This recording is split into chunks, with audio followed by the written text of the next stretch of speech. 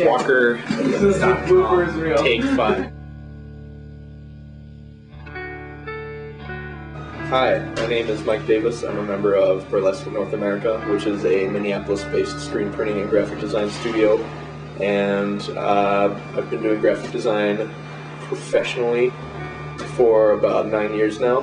And I've been in Minneapolis working with the guys at Burlesque for the last 5 years. Burlesque is a collective of artists. We all used to work on a magazine together called Life Sucks Die, which was a graffiti magazine. We did a lot of music articles and just whatever we wanted to write about, we just, basically turned into a magazine. It just started off as, like, we were all young. It was kind of like a good Beavis and Butthead style outlet for us. And then eventually evolved into something a little bit more professional. And, we realized that we could kick the production quality up a notch. We taught ourselves how to learn all these computer programs like Photoshop, Illustrator, Quark Express, which we eventually took to use beyond the magazine to do album artwork. Once people started seeing the design work in the magazine, they started asking us to do their album artwork, their flyer and poster artwork. And what really caught on for us was the screen printed posters to promote concerts around town and then eventually around the country. So now we've evolved what we do into designing and printing posters and other album artwork and basically a lot of music-based artwork for people all over the world. When we moved into this new studio space in the summer of 2006, it had the front room open and we thought it would be a great place to exhibit not only our work but the work of our friends and peers and people who we think are doing interesting artwork.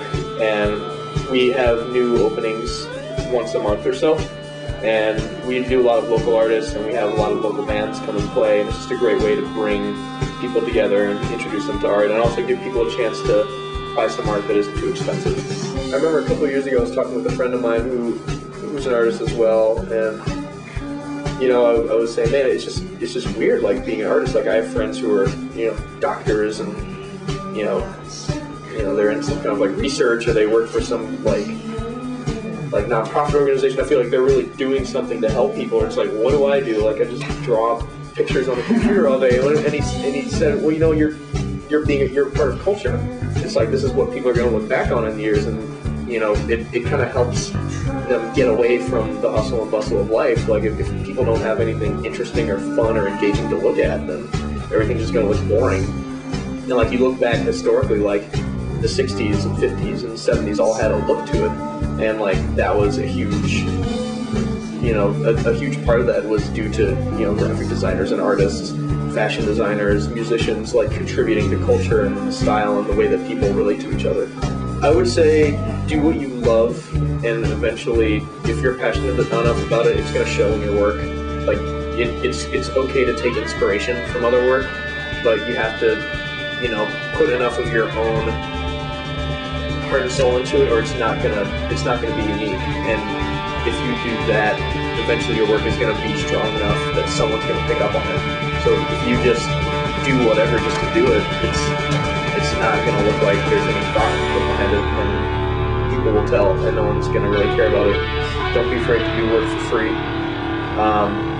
Don't be afraid to trade with some people. Like you don't always have to get hundreds of dollars for a job. Like you could, trade for free pizza or something, and then eventually, like, you'll build up your portfolio. And, hey, this is work that I did for pizza, and now someone who has hundreds of dollars wants to trade for it. Now, someone who has thousands of dollars saw that and wants to buy some work. So eventually, it'll build up. I'd say 95% of the design and printing work that we do is for music-based clients, bands, record labels, music festivals. So yeah, I think just, and it's not just one type of music. Like today, we're printing a poster for a hardcore, like metal and heavy rock festival in South Dakota. Yesterday, we were printing our record labels, which is like for these like electronic and club remixes. I'm working on a stand-up comedy vinyl LP packaging right now. So there's just all sorts of stuff. I think what keeps us together is that we have so many different influences coming in, and there's not one style that really defines what we do. Wes and I work on posters together all the time, and usually we'll talk about it. We'll figure, well, what's the show for? What's the event for? What's the purpose of the poster? And eventually we'll come up with a concept like, oh, well, what if like there's a show that they do every year called the Lunch Show, which is a daytime rock show that Modern Radio puts on, which is a local rock record label.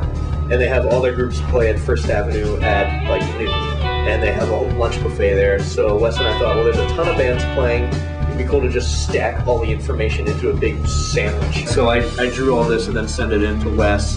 And then he put it together in Photoshop and started adding all these weird colors and patterns. And then I would come back and kind of add something. So a lot of the times we'll just kind of send a file back and forth and just kind of play like Photoshop tennis with it almost. If you have a strong enough concept, eventually like the style and the way that it's going to look will just kind of fall into place.